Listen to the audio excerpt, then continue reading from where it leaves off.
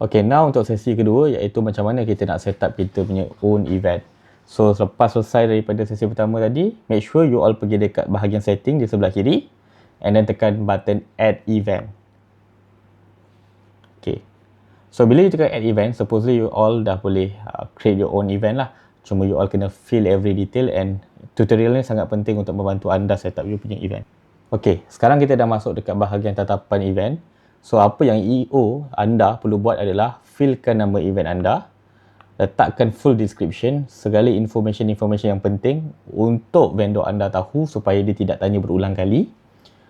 Antara info-info yang penting adalah tarikh, waktu, spesifik di mana, buka pukul berapa, apa yang mereka akan dapat secara spesifiknya.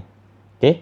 And then bawah ni adalah vendor event guideline, do and don'ts. So basically apa yang vendor-vendor anda perlu lakukan dan apa juga yang mereka tidak boleh lakukan secara ringkas. Supaya tak ada nanti apa-apa blaming game. Alright.